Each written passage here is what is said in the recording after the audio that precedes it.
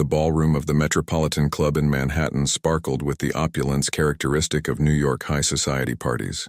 Crystals reflected the golden light of the century-old chandeliers, creating an almost ethereal atmosphere that did justice to the celebration of the club's 150th anniversary. Arthur Blackwood, at 35, reigned supreme in the room. His custom-made Brioni tuxedo and charismatic smile were the perfect weapons for another evening of business and social connections. Emily, his wife of 5 years, watched him from afar, sitting at one of the main tables. Her navy blue Valentino dress contrasted with her fair skin and light brown hair tied up in an elegant bun. As she distractedly twirled her champagne glass between her fingers, her green eyes followed her husband's movements around the party with a mixture of admiration and concern. He's always been like that, thought Emily, outshining everyone in the room. But lately, something had changed. The late-night phone calls, the increasingly frequent business trips, the subtle but persistent distancing.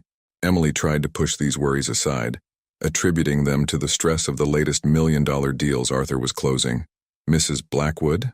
The waiter's voice brought her back to reality. "Can I get you some more champagne?" "No, thank you," she replied with a polite smile. Her eyes searched for Arthur again, but he had disappeared from her field of vision. Emily's heart raced slightly. She stood up, adjusting her dress with automatic gestures. Something compelled her to look for him, a restlessness she couldn't name. She crossed the main hall, greeting acquaintances with brief smiles, while her heels echoed softly on the marble floor. That's when he heard a familiar laugh coming from the corridor leading to the club's library. Arthur always had a distinctive laugh, deep and infectious. Emily smiled, turning in the direction of the sound. Her footsteps took her to the ajar door of the library, lit only by the light coming from the corridor, and the soft glow of the moon coming through the tall windows. Time seemed to freeze as she pushed the door open slightly. In the far corner of the library, partially hidden among the centuries-old bookshelves, Arthur was kissing Alexandra Morrison, his company's new marketing director, his hands wrapped around her waist with an intimacy that tore Emily's heart out. The sound of the champagne glass shattering on the floor echoed through the library like a gunshot. Arthur abruptly pulled away from Alexandra, his eyes meeting Emily's. His face, normally so composed and controlled, showed a mixture of shock and guilt. "Emily," he began, taking a step towards her, but Emily was already running. Her heels tapped against the marble at a frantic pace as she crossed the corridor, then the main hall, ignoring the curious stares and the voices calling her name. Tears blurred her vision, but she didn't stop until she reached the entrance to the club. "Ms. Blackwood, your coat." The valet tried to reach her, but she was already on the sidewalk, shivering in the December New York cold. "Emily, wait." Arthur's voice sounded closer now, but she held up her hand for the first cab to pass. Inside the car, as she gave the driver her address in a trembling voice, Emily finally allowed the tears to fall freely. Her cell phone vibrated incessantly in her purse, but she ignored it. The city lights passed like blurs through the fogged glass, reflecting the chaos that was now taking over her life. At home, with her hands still shaking, Emily began to throw clothes into a suitcase.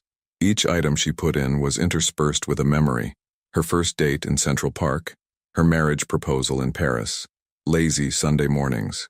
Now every memory was tainted, contaminated by the image he couldn't erase from his mind. When Arthur finally arrived home about an hour later, he found only a wedding ring on the living room coffee table and a short letter. "Some things, once broken, cannot be fixed. Don't look for me, Emily." The empire that Arthur had so carefully built, not just his business but his personal life, was crumbling like a house of cards. He poured himself a whiskey and sat down on the Italian leather sofa that Emily had so carefully chosen to decorate the room. The drink went down bitterly, but not as bitterly as the regret that was beginning to eat away at his soul. Outside the penthouse apartment, snow was beginning to fall on Manhattan, covering the city in a blanket of white that seemed to want to hide the wounds of that night. But some wounds are too deep to hide, and some choices have consequences that echo far beyond the moment they are made. Arthur didn't know it then, but that night would mark the beginning of a journey very different from the one he had planned for his life. A journey that would force him to question everything he believed in and lead him to discover the true meaning of loss, regret, and perhaps redemption. The office on the 45th floor of the Blackwood Tower no longer shone as brightly as before. Arthur watched the city through the floor-to-ceiling windows, his eyes fixed on the Manhattan skyline as the anonymous letter weighed on his hands like lead. The thin paper contained words that had changed his world in a matter of seconds. Your children turned 3 yesterday. Twins. Lucas has your eyes. Clara, your smile. Emily would never tell, but they deserved to meet their father.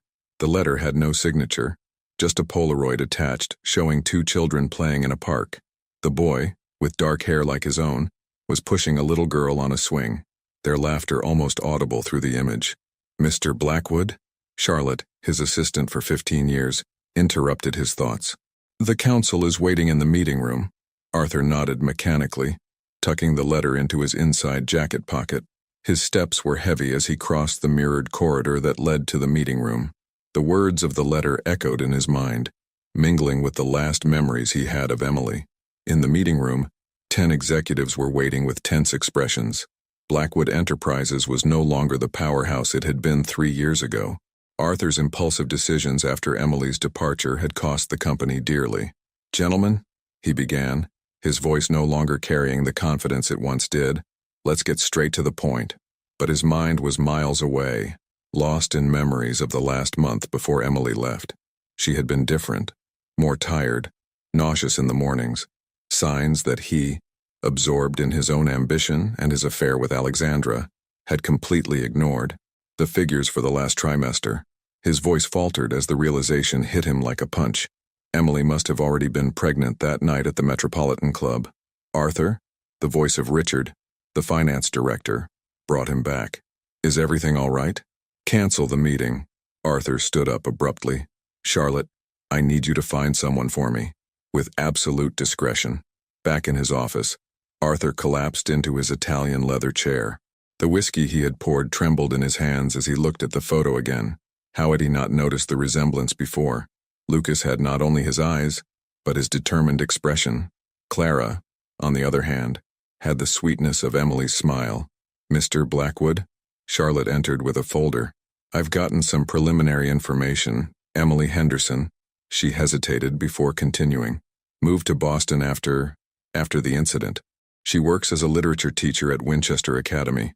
She lives in a suburb called Arlington. Arthur closed his eyes, absorbing every word. Boston. So close and yet so far away. 3 years of self-imposed silence, respecting Emily's final request not to look for her, crumbled in the face of the revelation that he was a father. Charlotte, cancel my appointments for the rest of the week, he said, standing up, and get the private jet ready. To Boston? She asked, even though she already knew the answer. Yes, and Charlotte? He paused at the door. Find out everything you can about Winchester Academy and Arlington. I want to know every detail of the life Emily built there.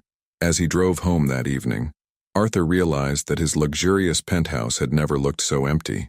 The white walls, once a symbol of minimalist sophistication, now seemed to scream with loneliness. In his closet, he found a box he hadn't opened for 3 years. Inside were wedding photos, tickets from concerts they'd been to together, little mementos of a life that seemed to have belonged to someone else. At the bottom of the box, a positive pregnancy test that he had found among the belongings Emily had left behind.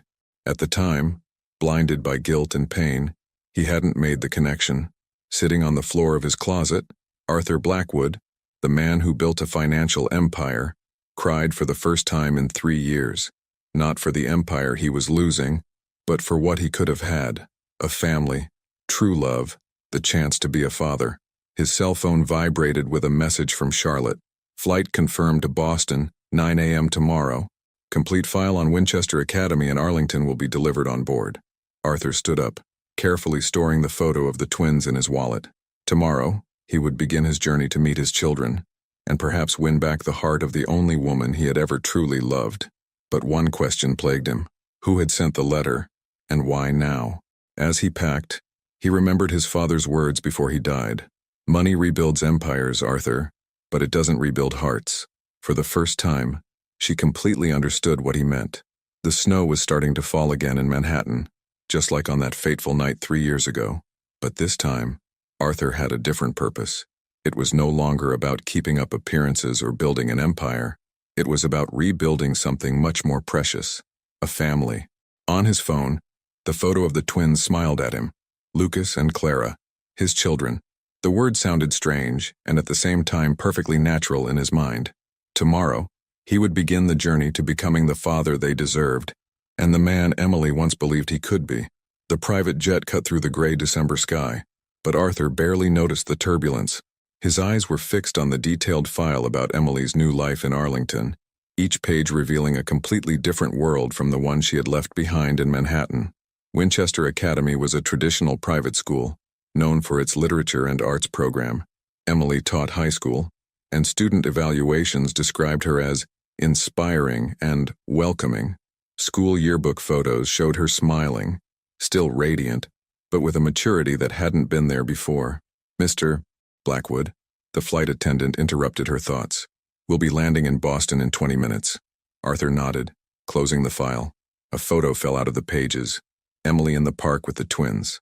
Lucas was running ahead of her, determined like his father, while Clara clung to his hand, watching the world with curious eyes. The date on the back indicated that the photo was only 2 months old. The executive car was already waiting for him at the airport. To Arlington, he instructed the driver, adjusting his Italian tie out of habit, but something made him stop. After a moment's thought, he removed his tie and unbuttoned his shirt collar. This wasn't a business meeting. It was about family. Arlington turned out to be a charming suburban town, with Victorian houses lining tree-lined streets. Emily's address led him to a pale blue house with a small front garden. A swing hung from the branch of a century-old oak tree, the same swing as in the photo. Arthur stayed in the car, watching. It was midday on a Wednesday.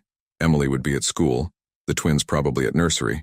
His plan was just to reconnoiter the territory today, but a movement in the house surprised him. An elderly woman came out of the front door, holding the hands of 2 children. Lucas and Clara, even more impressive in person, were wearing colorful coats against the December chill. Grandma Rose, can we go to the park? Lucas' voice carried the same determination that Arthur had recognized in himself as a child. Just a little while, dear. Your mother gets back from school at 3, replied the lady, whom Arthur recognized as Rose Henderson, Emily's mother. His heart raced. Rose had always been his biggest supporter in the past, convincing Emily to give the ambitious young businessman he was a chance. Now, she probably hated him as much as Emily did. Impulsively, Arthur got out of the car. Rose? His voice came out weaker than he had intended. The lady froze, instinctively pulling the children close to her. Her eyes, so similar to Emily's, widened in recognition and then narrowed. Arthur Blackwood, she said, her voice as sharp as ice. How dare you show up here? Grandma, who is he? Clara asked, her sweet voice making Arthur's heart squeeze. Nobody important, dear, Rose replied quickly. Let's go back inside. Rose, please. Arthur stepped forward. I know about them. I know they're my children. 3 years, Rose hissed, her voice shaking with restrained anger. 3 years and now you decide to show up? What's changed, Arthur? Have your private detectives finally found out? An anonymous letter, he admitted, taking it out of his pocket. I received it 2 days ago. Rose examined the letter, her expression softening slightly. Come in, she said after a long moment.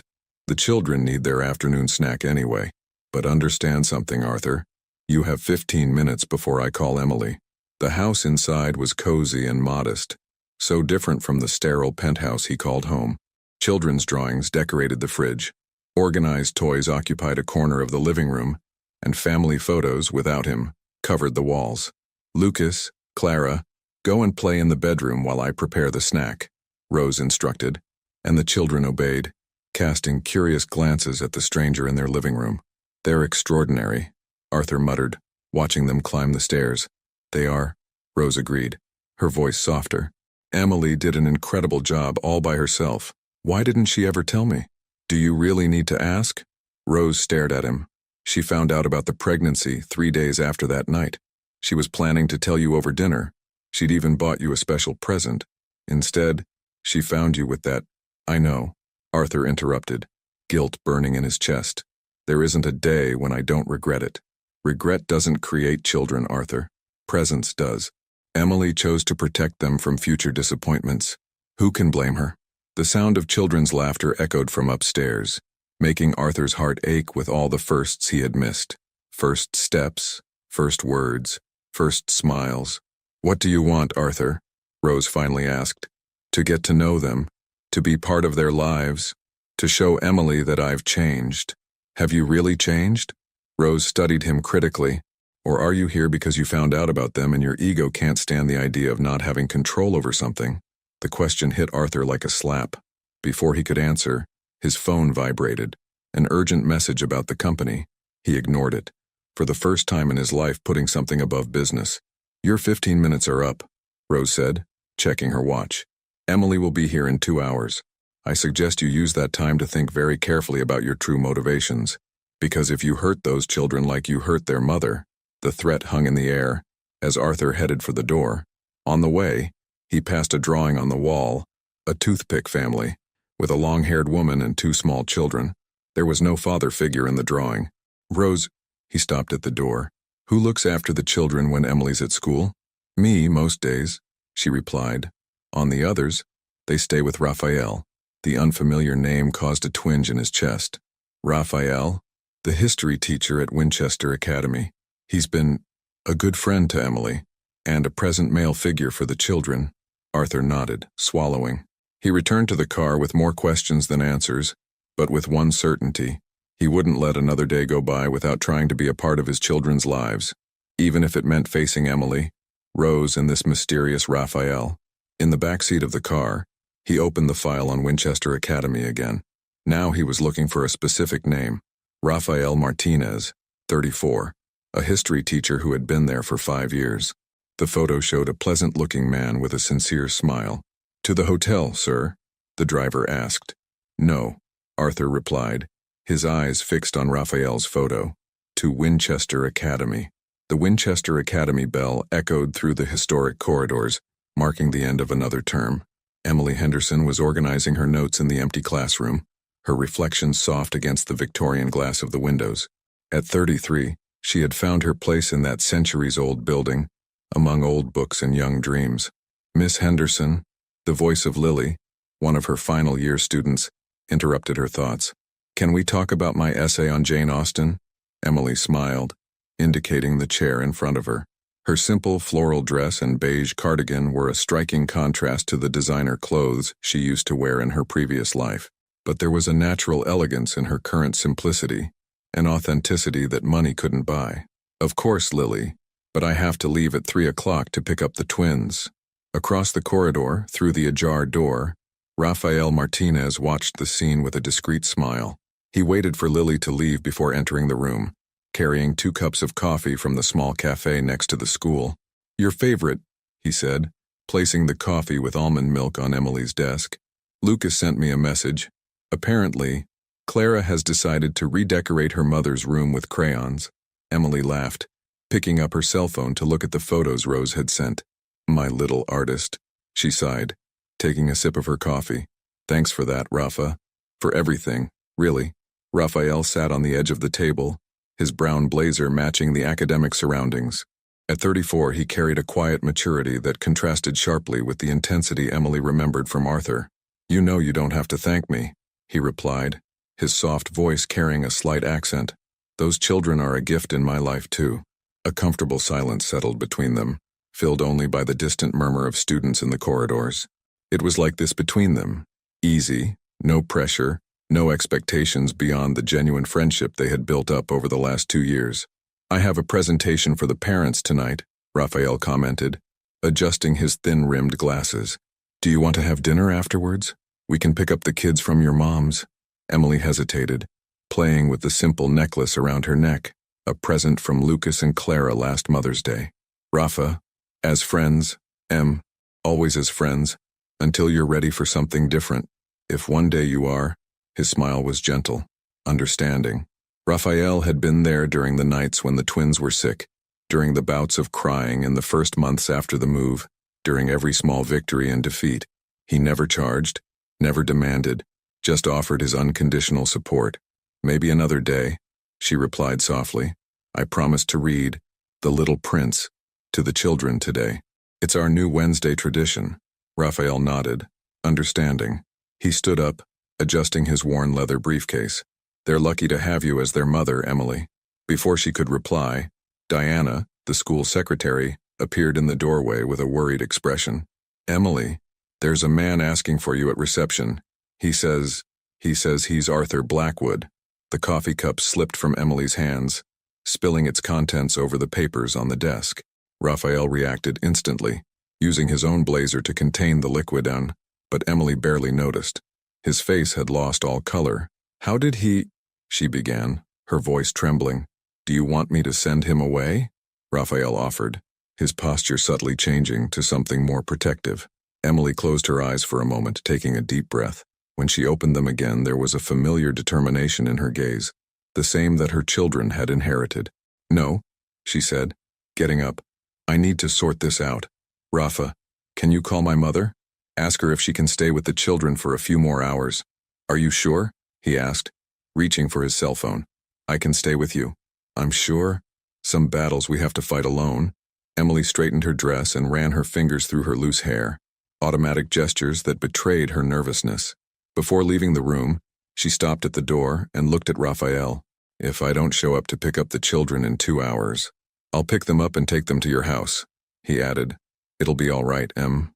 In the hallway, her footsteps echoed against the old wooden floor. Each step took her closer to a past she had tried to leave behind. The walls of Winchester Academy, which usually made her feel safe, seemed narrower now. Through the tall windows, she could see the school garden where she used to read to her pupils on sunny days. There she had built a new life, brick by brick, page by page, a life where her children grew up happy, surrounded by love and stability. "You're stronger now," she whispered to herself, standing in front of the reception doors. "You're no longer that woman who ran away one December night." With one last deep sigh, Emily pushed the doors open. Arthur was standing by the window, without a tie, looking both familiar and strange. When he turned to face her, time seemed to freeze. 3 years of silence, pain and personal growth were converging into this moment, and for the first time since that night at the Metropolitan Club, Emily found herself ready to face not only Arthur, but also her own fears. The silence in the Winchester Academy reception weighed like lead.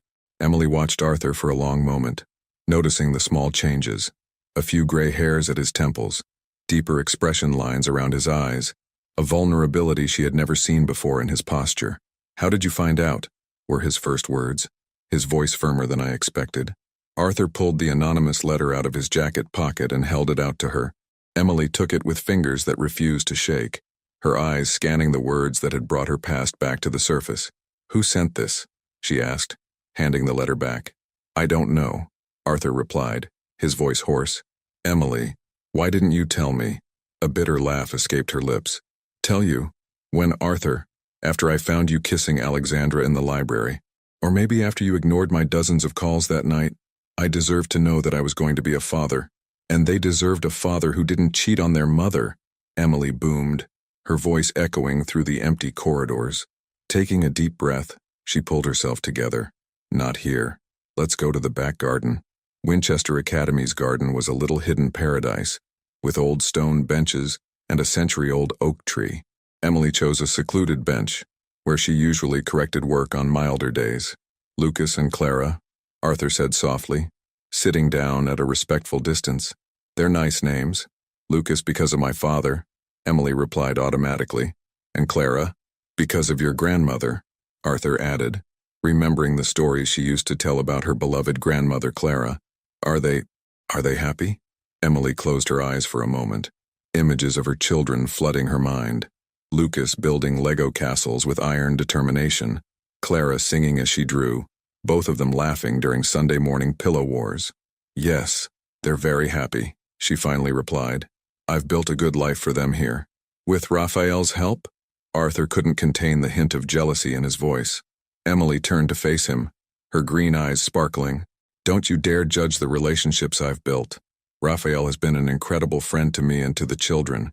He was there when Lucas had a fever when he was 2, when Clara broke her arm in the playground, when—" "I should have been there," Arthur interrupted, his voice breaking. "On all those occasions I should have been there. Yes, you should have, but you were too busy destroying our marriage." The silence that followed was heavy with unspoken regrets.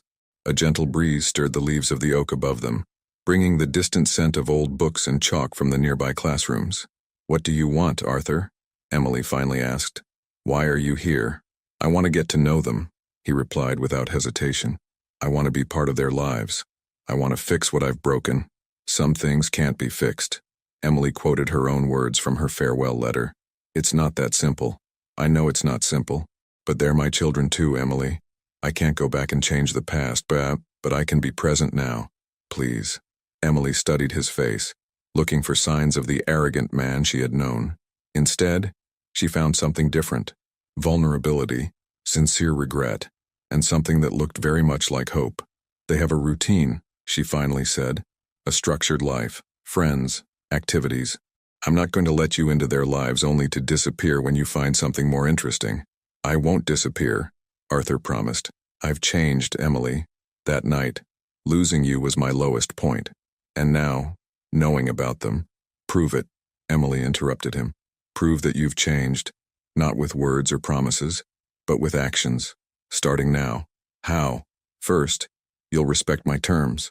No surprise appearances, no expensive gifts to try and buy them, no lawyers or legal threats. We'll do this my way, in my time." Arthur nodded, swallowing his natural impulse to take control of the situation. "Your terms, I understand. Secondly, you need to understand that they are small children, not extensions of your ego or heirs to your empire. They are people with feelings, fears, and needs of their own.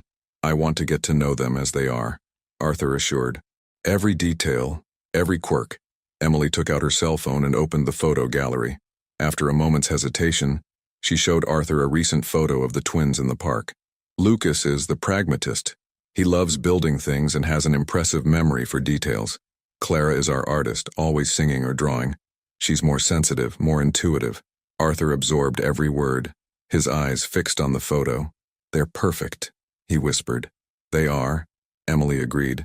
"And that's why I need to be absolutely sure before I allow you into their lives. I can't risk them getting attached to you and then—" "I understand," Arthur interrupted her gently. "I'll do whatever it takes, in your own time. Just give me a chance to be the father they deserve." The school bell rang, signaling the end of the school day. Emily stood up, adjusting her dress. "I'm going to talk to my mother and Raphael," she said. "They're an important part of the children's lives now. Then I'll think about how we can start this. But Arthur—" "Yes? If you hurt them, if you do anything to upset the stability I've built for them, you'll never see them again. Are we clear?" The determination in his voice was unmistakable. Arthur nodded, recognizing the strength of the woman in front of him. So different from the young woman who had left New York 3 years ago. "Crystal clear," he replied. Emily started to walk away but stopped and turned around one last time. "And Arthur, that empire you built, is it worth what you've lost?" Without waiting for an answer, she disappeared down the corridors of Winchester Academy, leaving Arthur alone in the garden, with only his thoughts and the weight of 3 years' absence to keep him company. Rafael Martinez was organizing books in his classroom when Emily entered, his face still bearing the weight of his encounter with Arthur. Without saying a word, he grabbed 2 cups of tea from his small personal kettle, a ritual they had established during countless after-school conversations. "The twins are with their mother," he said, handing her a cup of chamomile. "Rose says they're having fun making cookies. Apparently, Clara decided they needed to be purple." A small smile appeared on Emily's lips. "Food coloring, a lot," Raphael confirmed, taking a seat in his worn-out chair. "So, how was it?" Emily took a sip of her tea before answering, letting the warmth of the drink calm her nerves. "Different from what I expected. He seems changed." "Changed how?" "More humble, perhaps. I can't explain it. The Arthur I knew would have arrived with a team of lawyers and demands. This one," she hesitated, "this one seems almost broken." Raphael adjusted his glasses, a gesture Emily knew well. He was choosing his words carefully. "And that worries you?" "It scares me," she admitted. "It's easier to deal with the arrogant Arthur of the past. This new Arthur, begging for a chance to meet the children. I don't know how to process it." Before Raphael could reply, there was a knock on the door. Diana, the secretary, entered with a worried expression. "Sorry to interrupt, but, Emily, there's a woman at reception asking for you." "Alexandra Morrison?" The sound of the cup breaking on the floor echoed through the room. Raphael reacted instantly, getting up to clean up the shards, but Emily remained motionless, her face pale as paper. "The same Alexandra?" Raphael began. "Yes," Emily cut in, her voice trembling slightly. "The woman, Arthur. Do you want me to send her away?" Diana offered. Emily took a deep breath, straightening her shoulders. No, I'll talk to her." Alexandra Morrison was standing by the reception window, her elegant posture contrasting with the simplicity of the school environment. When she saw Emily, her eyes widened slightly, perhaps in surprise at the transformation of the former socialite into a literature teacher. "Emily," Alexandra began, her voice carrying a note of nervousness. "I know I have no right to be here, but—" "Why are you here, Alexandra?" Emily interrupted, her voice controlled. "I sent the letter," Alexandra confessed, "to Arthur, about the children." The silence that followed was deafening. Emily felt Raphael quietly approach, his solid presence offering silent support. "Why?" Emily finally asked. Alexandra fiddled nervously with her designer handbag. Because I'm pregnant." The revelation hit Emily like a punch in the gut. "Arthur?" "No," Alexandra exclaimed quickly. "No, it's not his. In fact, I haven't seen him for over 2 years. It's my husband's, James." Emily blinked, confused. "Then why?" "Because being pregnant made me realize how horrible I was," Alexandra explained, tears starting to form in her eyes. "The idea of someone doing to my child what we did to yours. Emily, I'm so sorry, so sorry." Emily studied the woman in front of her. The same woman who had destroyed her marriage was now pregnant, vulnerable, seeking redemption. "You had no right," Emily finally said. "You had no right to make that decision for me, to expose my children." "I know," Alexandra interrupted, "but they deserve to know their father, Emily, and Arthur. He's changed. After you left, he—" "Stop!" Emily held up her hand. "I don't want to hear about Arthur from you." Raphael stepped forward. "I think I've said what I need to say, Mrs. Morrison." Alexandra nodded, wiping away her tears. I just wanted you to know that it wasn't him who came looking for you, and that I'm sorry, genuinely sorry." When Alexandra left, Emily collapsed into one of the reception chairs. Raphael knelt down beside her, taking her trembling hands in his. "Are you all right?" "I don't know," Emily answered honestly. "Everything is happening so fast. First Arthur, now Alexandra. It's as if the past is conspiring to come back all at once. Maybe it's time to face it," Raphael suggested softly. "So you can really move on." Emily looked out of the window, where the sun was beginning to set over the grounds of Winchester Academy. "The twins turned 4 in March," she said thoughtfully. Maybe it's time they met their father." "Are you sure?" "No," Emily laughed humorlessly. "But Alexandra is right about one thing. They deserve this chance, even if it's just to understand where they come from." Raphael squeezed her hands lightly before releasing them. "Whatever you decide, I'm here. You know that, right?" Emily nodded, grateful for the 1,000th time to have found such a loyal friend. "I need to get the children, and then I need to figure out how to tell 2 3-year-olds that their father wants to meet them. One step at a time," Raphael advised. "Do you want me to go with you?" "No," Emily smiled weakly. "Some battles we have to face alone, remember?" As she drove to her mother's house, Emily couldn't help thinking about how life had strange ways of connecting the dots. Alexandra, the woman who had helped destroy her marriage, was now responsible for potentially rebuilding the bridge between her children and their father. The sound of children's laughter greeted her as she opened the door to Rose's house. Lucas and Clara ran to hug her, their little faces smeared with purple food coloring, and for a moment, all the complications of the day disappeared. "Mommy, we made cookies," Clara announced proudly. "Purple ones," Lucas added. Emily hugged them tightly, breathing in the scent of cookies and childlike innocence. Tomorrow she would start planning how to introduce Arthur into their lives. But today she would just be a mother to her little purple cookie makers. Saturday morning dawned with a fine drizzle over Arlington. Emily watched the twins playing in the living room while she tried to gather her courage for the conversation she was about to have. Lucas was building an elaborate cart track with his Lego pieces, while Clara was drawing something in her favorite notebook, her tongue clenched between her teeth in concentration. "Children," Emily called softly, sitting down on the carpet next to them. "Can we talk for a minute?" Lucas raised his eyes from his construction, immediately attentive. He had always been the more perceptive of the two. Clara continued drawing, but Emily knew she was listening. Remember when you asked me about your daddy? Clara's pencil stopped in the middle of a line. Lucas dropped the Lego piece he was holding. You said he lived far away, Lucas replied, his small voice carrying a wisdom beyond his years. Yes, I did, Emily confirmed, holding out her arms to welcome them both. But now he's here in Boston and he'd really like to meet you. Clara snuggled closer to her mother. Why hasn't he come before? The question hit Emily like an arrow. How do you explain betrayal and forgiveness to 3-year-olds? How to translate years of hurt into something they could understand? Sometimes, she began carefully, adults make mistakes, big mistakes, and they need time to learn and change. Like when I broke Grandma's vase and I was afraid to tell? Lucas asked. Emily smiled, kissing the top of her son's head. Something like that, love. But adult mistakes are more complicated. Is he going to live with us? Clara asked, her eyes, so similar to Arthur's, full of curiosity. No, dear. He has his own place. But if you want, we can start with short visits. Maybe in the park or here at home. Is Uncle Ralph still coming to visit us? Lucas interrupted, worried. Of course he will, Emily assured him. Uncle Ralph is part of our family, just like Grandma Rose. The phone vibrated with a message from Arthur. I'm at the hotel. When you think it's appropriate, I'd like to start these visits. Emily looked at her children, so small and vulnerable, but also so resilient. What do you think? Would you like to meet Daddy today? We could go to the park. Lucas and Clara exchanged glances. That silent twin communication that always fascinated Emily. That's fine, Lucas finally decided, but only if you stay with us, Mom. Always, Emily promised, hugging them tightly.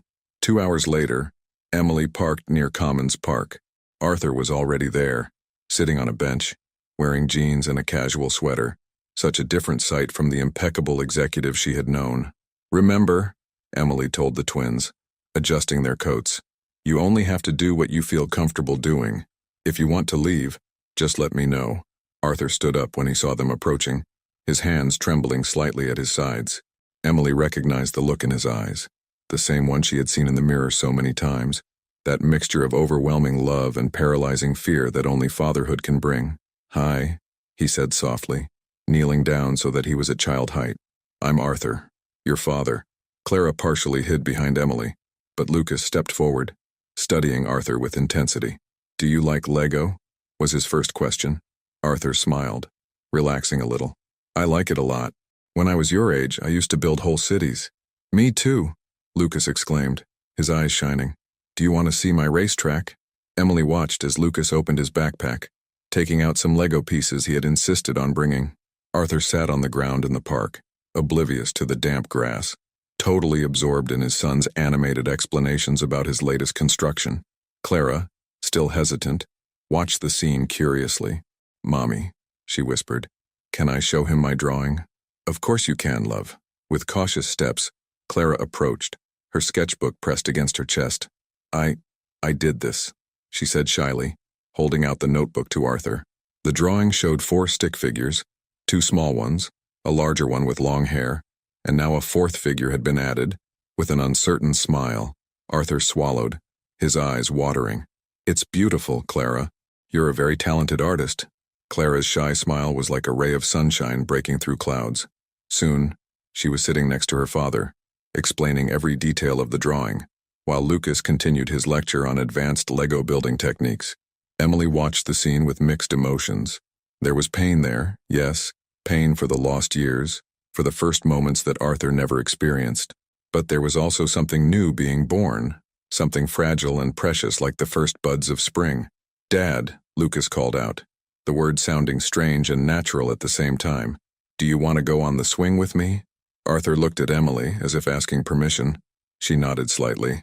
I'd love to, he replied, standing up and holding out his hands to the twins. Will you two show me how it's done? As she watched Arthur pushing the twins on the swing, their laughter echoing through the park, Emily realized that forgiveness was perhaps not a single, grand moment, but a series of small gestures, a shared drawing, a Lego build, a ride on the swing. The day ended much earlier than Arthur would have liked, but he didn't protest when Emily announced it was time to go. Instead, he knelt down again, looking into his children's eyes. Thank you for today, he said sincerely. May I see you again soon? Lucas and Clara looked at Emily, who nodded. Maybe next week, she suggested. You can bring your own Lego, Lucas offered generously. And see more of my drawings, Clara added. Arthur smiled, his heart overflowing. I can't wait.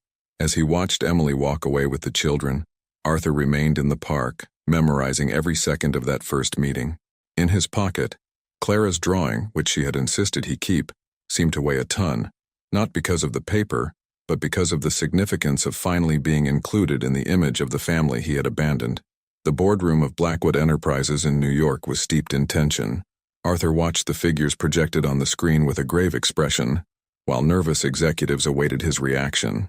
The last few weeks dividing his time between Boston and New York had taken their toll, but they weren't the main cause of the crisis unfolding in front of him.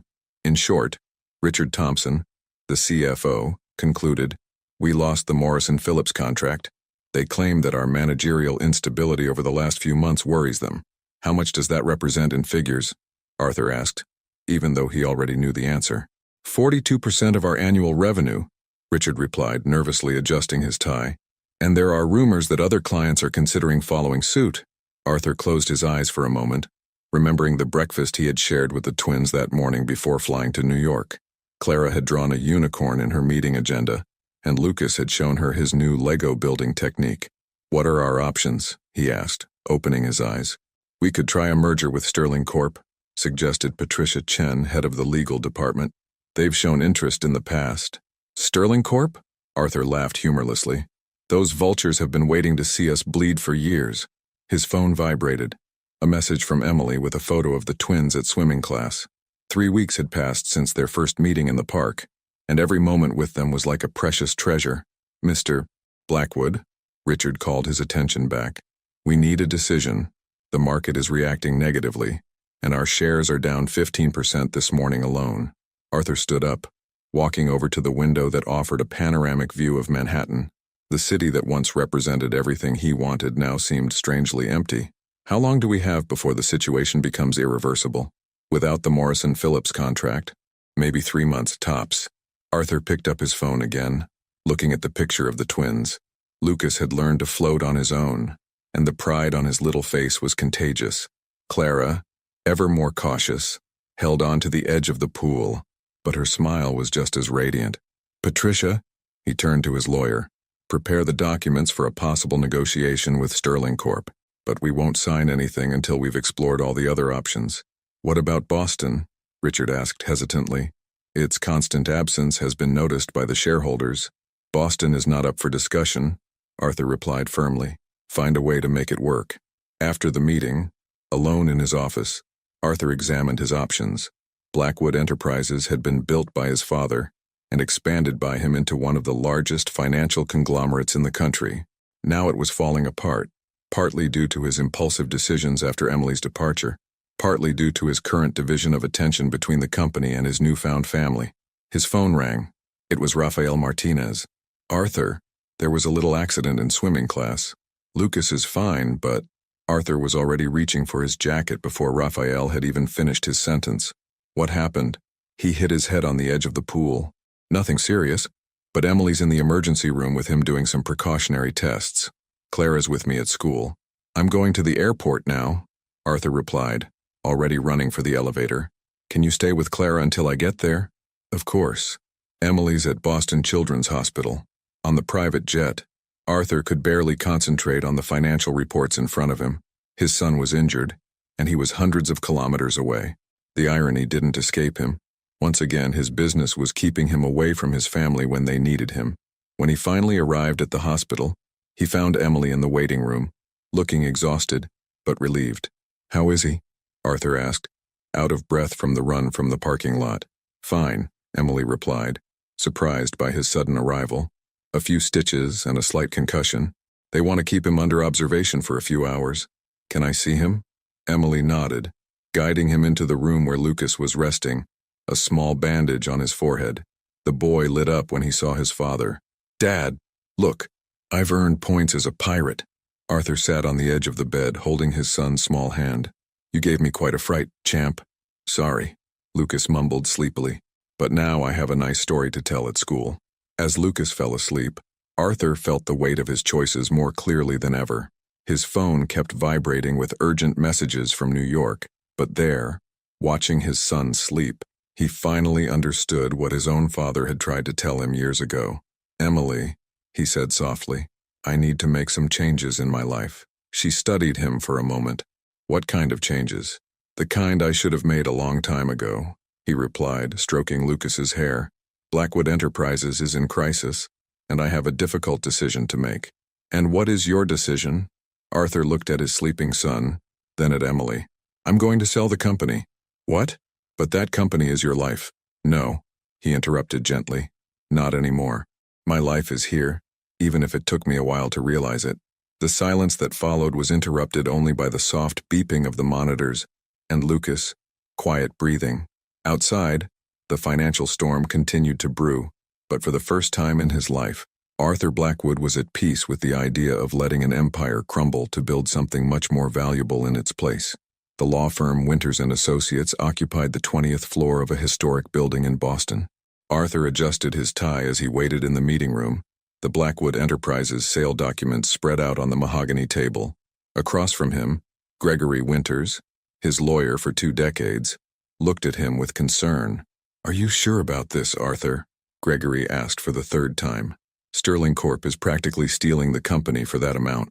"It's enough," Arthur replied, his eyes fixed on the city through the window. "Enough to ensure a comfortable life and a substantial education fund for the children." Before Gregory could argue again, the door opened. Alexandra Morrison entered, looking uncomfortable in her maternity dress. "Sorry I'm late," she said, one hand resting on her prominent belly. "The traffic was terrible." Arthur indicated a chair. "Thank you for coming, Alexandra. I know it's not easy in your condition." "Why did you call me here, Arthur?" she asked directly. "The sale documents don't require my presence." Arthur took a deep breath, organizing his thoughts. "I need to know the truth about that night." "The whole truth." Alexandra paled slightly. "What night?" "You know which night." "The Metropolitan Club. 3 years ago." The silence that followed was heavy. Gregory discreetly stood up, muttering something about getting coffee, leaving them alone. "Why does it matter now?" Alexandra asked, her voice trembling slightly. "Because I'm rebuilding my life, Alexandra, and I need to understand exactly what I've destroyed before I can move on completely." Alexandra closed her eyes for a moment, one hand still protectively on her stomach. When she opened them again, there were unshed tears there. "You were drunk," she began, "drunker than I've ever seen you. You were talking about how distant Emily was, how you felt you were losing control of everything." "Go on." I took advantage of your vulnerability. I knew you were insecure about your marriage, about how different Emily had seemed in recent weeks. So when you started venting in the library, you kissed me," Arthur added. "No," Alexandra corrected, tears now flowing freely. "You tried to push me away. You said you loved your wife, that you were confused. I was the one who insisted. I was the one who orchestrated everything." Arthur felt as if the air had been sucked out of the room. "What?" "I knew Emily used to look for you at parties. I knew she'd come to the library. I calculated everything, Arthur. Because," she hesitated, "because she was in love with you and I was sure I could make you happier than her." The sound of a cup breaking made them both turn around. Emily was standing in the doorway, a coffee stain spreading across the carpet at her feet. "Emily," Arthur stood up abruptly. "What are you doing here?" "Gregory called me," she replied, her voice strangely calm. "He said there was something I needed to hear." Alexandra stood up with difficulty. "Emily, No." Emily held up a hand. "Don't say anything. I need to process this." Arthur took a step towards her, but she stepped back. "Why didn't you ever tell me you tried to resist?" "Because in the end, it was still my fault," he replied softly. "I should have been stronger.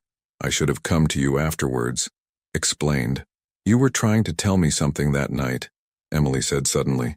"At the dinner that never happened." Arthur frowned, confused. "What dinner?" Emily opened her bag with trembling hands, pulling out a small yellowed package. "I found this last week, packing up some old boxes." Arthur took the package, his heart racing as he recognized the gift wrapping. Inside was a tiny pair of baby shoes and a card. "To the most amazing daddy our baby could ever have. Love, Emily." "I was going to tell you about the pregnancy that night," Emily explained, her voice breaking. "I'd booked our favorite table at Le Bernardin, And I never showed up, Arthur added, the realization of what he had lost hitting him like a tsunami. Because I was at the Metropolitan Club, drunk, destroying our family before I even knew it was starting. Alexandra sobbed softly. Forgive me, both of you. I was young, selfish, and foolish. Seeing you now, with the twins, I realize how cruel I was. Emily moved closer to the window, watching the city below. All these years I've carried so much anger. At you, Arthur, at Alexandra, at myself for not telling her about the pregnancy before. And now? Arthur asked softly. Now? Emily turned around, staring at them both. Now I realize that we were all young and foolish, that we made mistakes, some bigger than others, that the past can't be changed. But the future is still being written, Arthur added. Alexandra headed for the door, pausing only for a moment. Emily, that letter, I sent it because I finally understood the value of what I had helped to destroy. I hope that one day you can truly forgive me. After Alexandra left, Emily and Arthur remained silent, the small pair of shoes between them like a bridge over the abyss of the last 3 years. Why are you selling the company? Emily finally asked. Because some things are more important than empires, Arthur replied, carefully putting the shoes away. Because I don't want to miss another moment with our children. Because I still love you, Emily. I always have. And if there's the slightest chance of mending what I've broken, Emily interrupted him with a gentle gesture. Let's pick up the children from school. They have a music performance today and their father can't miss it. As they left the office together, Arthur realized that some truths, once buried, need to surface for healing to really begin. And sometimes, it's only when we lose everything that we finally understand what really matters. The storm that hit Boston that December afternoon was the worst of the year. Emily watched through the window of Winchester Academy as the last of the students hurried off, shielding themselves as best they could from the torrential rain.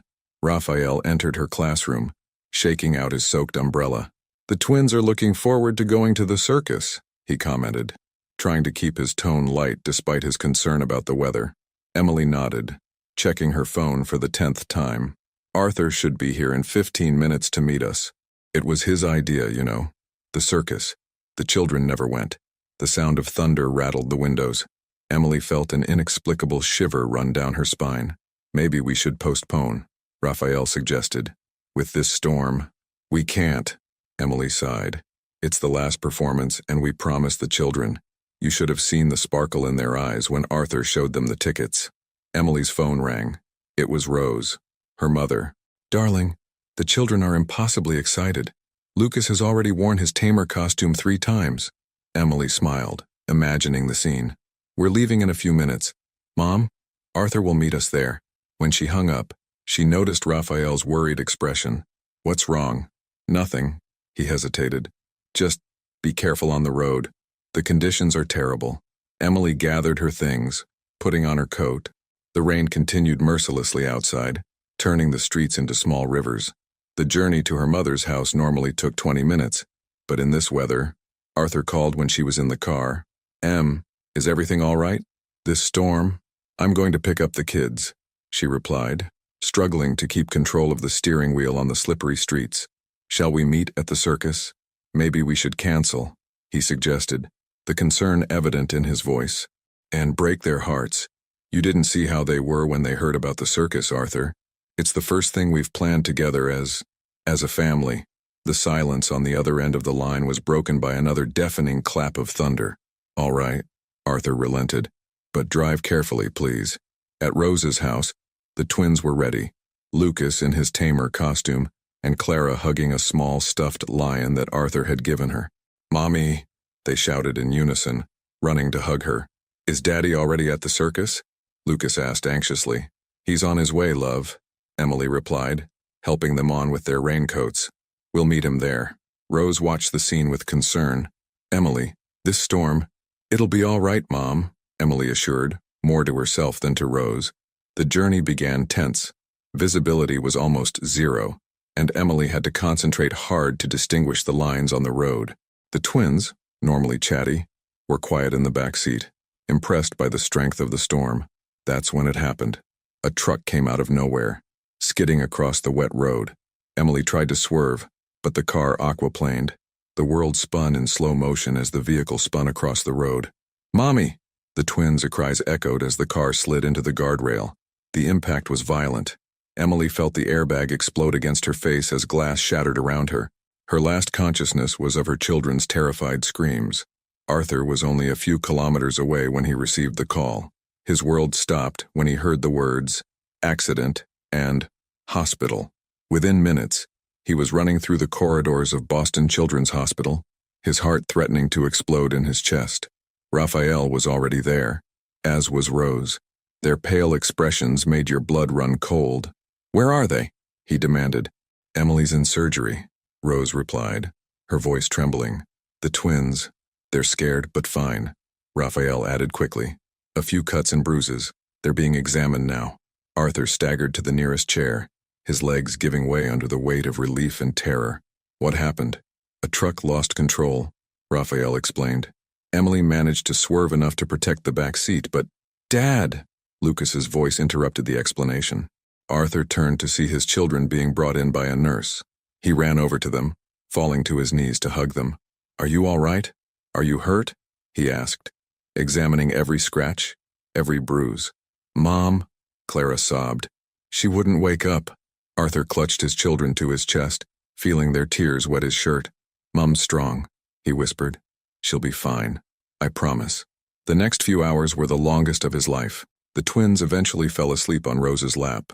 Exhausted by the trauma, Raphael remained silently by Arthur's side, offering coffee and moral support. Finally, a doctor appeared. "Emily Henderson's family?" Arthur jumped to his feet. "How is she?" "The surgery was successful," the doctor reported. "She had a serious concussion and some broken ribs, but she'll make a full recovery. She was very lucky. Her quick reflexes saved the children from more serious injuries." The relief was so intense that Arthur had to lean on the wall. "Can I see her?" "She's in recovery now. In a few hours, she'll be transferred to a room." Arthur looked at his sleeping children, then at Raphael and Rose. "Can you stay with them? I need to be there when she wakes up." Rose nodded, tears of relief in her eyes. "Go on. We'll take care of the little ones." In the recovery room, Arthur held Emily's hand, watching her bruised but peaceful face. The realization of how much he had almost lost, again, hit him full force. "I can't lose you again," he whispered. "None of you. You're my life now, Emily. My real life." As if responding to his words, Emily's fingers moved lightly between his. Her eyes opened slowly. "Disoriented. The children," were her first words. "They're fine," Arthur assured her quickly. "You saved them, Em. You protected them." Emily visibly relaxed, tears streaming down her bruised cheeks. "I'm sorry about the circus." Arthur laughed softly, kissing her hand. "We'll have other chances. Thousands of them. Just don't scare me like that again, okay?" Emily studied him for a moment, noticing his crumpled clothes, his eyes red from crying, his hair disheveled from nervously running his hands through it. "You stayed," she murmured. "I always will," he promised. "This time, forever." 3 months after the accident, the pale blue house in Arlington was bustling. Emily, finally free of her orthopedic brace, was supervising the moving of some furniture while Lucas and Clara helped in their own way, mainly by drawing on the empty boxes. "Are you sure about this?" Raphael asked, helping to position a bookcase. "It's not too early." Emily watched Arthur in the garden, assembling the new swing he had promised the children. Over the last few months, he had repeatedly proven his commitment to the family, dividing his time between finalizing the sale of Blackwood Enterprises and being present at every important moment. "It's the right time," she replied, smiling as she saw Clara run to show her father a drawing. "The children need him, and You've forgiven him," Raphael added softly. "It wasn't easy," Emily admitted, "but after the accident, I realized that life is too short to carry around old hurts, especially when I see how he's changed, how he strives to be a better father every day." Lucas ran past them carrying pieces of the swing. "Dad, I found the screws." "Great job, champ," Arthur replied, ruffling his son's hair. "Do you want to help me put it together?" Emily watched the interaction with a full heart. The Arthur she'd met years ago would never have ditched an Italian suit to set up a swing on a Sunday morning. "And you?" she asked Raphael. "How are you with all this?" Raphael smiled. that gentle smile that characterized him. I'm happy for you, Em. Really happy. The children deserve to have a complete family, and you deserve this second chance at love. You'll always be part of this family, Emily assured him, squeezing his hand. The twins adore you, and I wouldn't have survived the last few years without you. Uncle Ralph, Clara called out from the garden. Come and see the new swing. The afternoon progressed with the sound of laughter and conversation. Rose appeared with an apple pie, and soon everyone was gathered in the garden, sharing stories and plans for the future.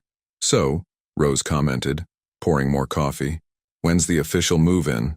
Arthur and Emily exchanged glances. Next weekend, he replied. The new house is only 2 blocks away. And the apartment in New York? Raphael asked.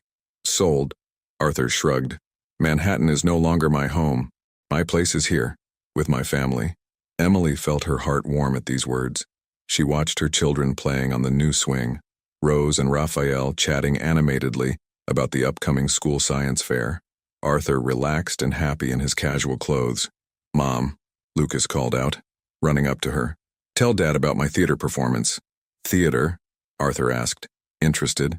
Lucas is going to be the prince in the school play, Emily explained proudly. And Clara is helping with the set. I painted a huge castle, Clara added, gesturing to demonstrate the size. I can't wait to see it.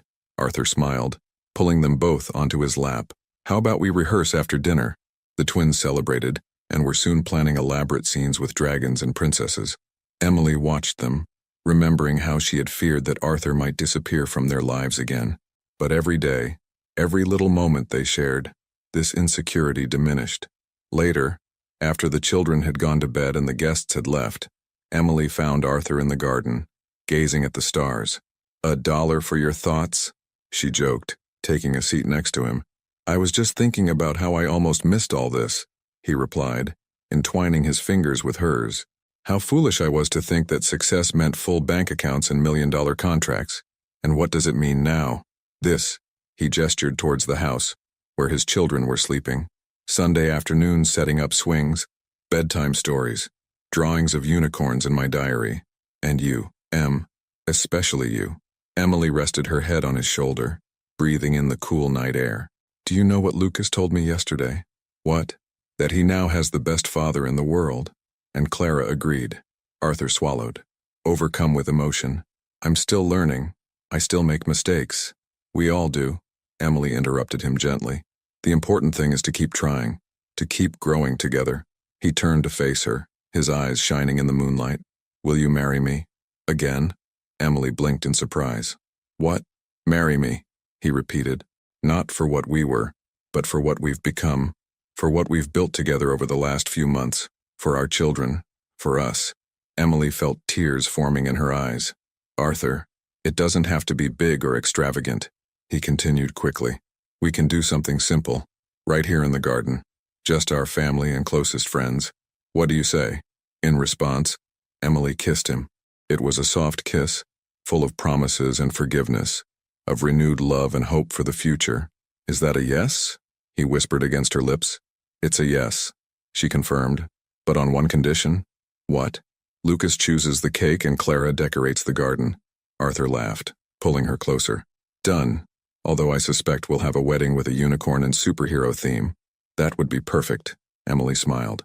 Just like our family. Above them, the stars shone like silent witnesses to a love that, though broken, had found its way back, stronger, more mature and truer than before. In the house, Lucas and Clara slept peacefully, their dreams filled with new swings and painted castles, safe in the knowledge that their family was finally complete. The morning of the wedding dawned perfect, as if the June sky itself had conspired to bless the occasion. The garden of the pale blue house had been transformed into a magical setting, just as Clara had dreamed, with papier-mâché unicorns strategically placed among the flowers, and colorful ribbons dangling from the branches of the trees. Emily watched the final preparations from her bedroom window, still in her robe, while Rose fixed her hair. Clara really outdid herself with the decorations, Rose commented, attaching another clip. Although I still don't understand how Lucas dinosaurs fit in with the unicorns. According to him, they're magical dinosaurs, Emily laughed. And who are we to question the logic of a 4-year-old? A small commotion in the hallway announced the arrival of the twins.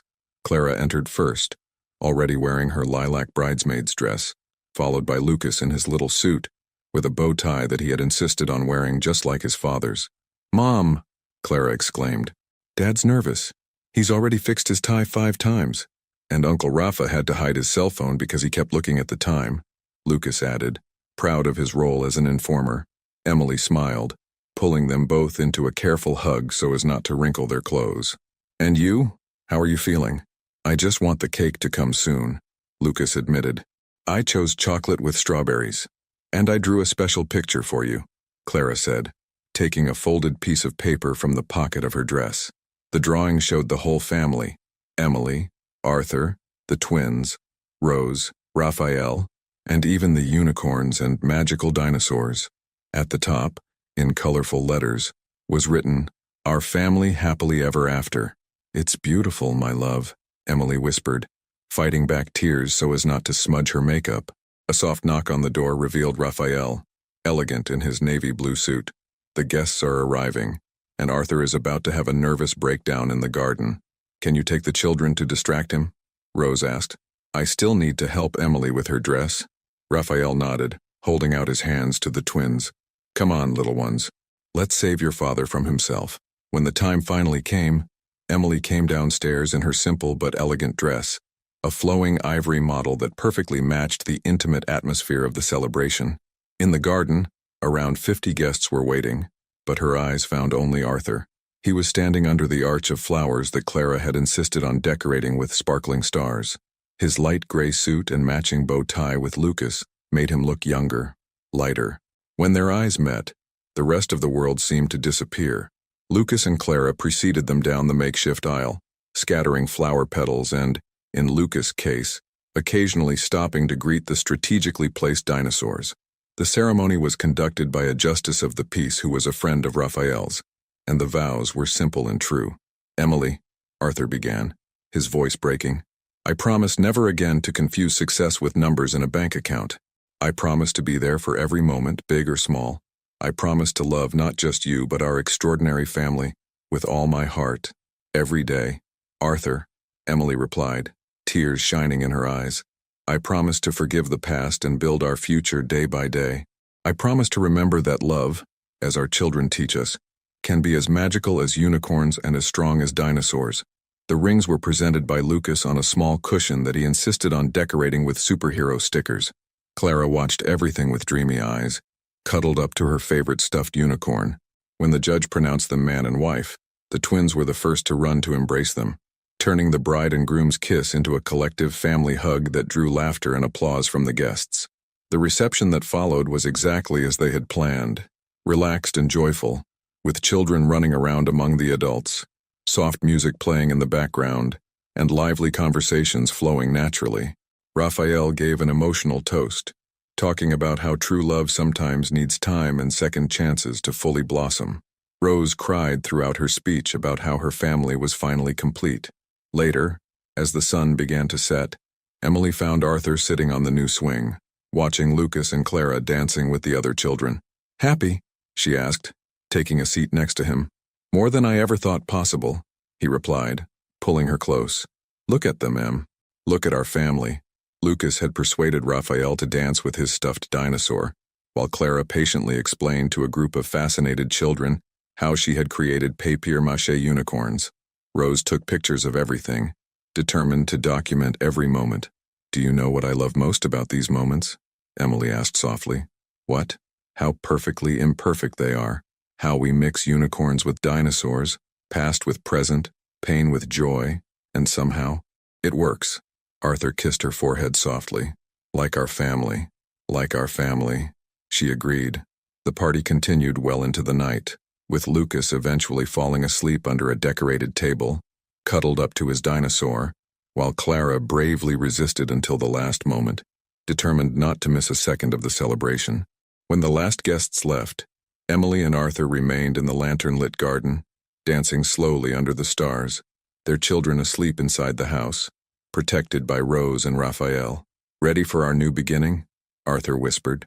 Emily smiled, resting her head on his shoulder. "Actually, I think we started a long time ago. Today we just made it official. And so, under a starry June sky, in a garden decorated with unicorns and dinosaurs, a family that had been broken and rebuilt celebrated not just a wedding, but the truth they had discovered together, that love, when true, always finds its way back home. If you had to choose between maintaining your business empire or rebuilding a broken family, which decision would you make and why? Leave your opinion in the comments. Thank you for watching. If you enjoyed the story, please subscribe to our channel and leave a comment below letting us know what you thought. Your feedback and support mean a lot to us. Stay tuned for more exciting stories.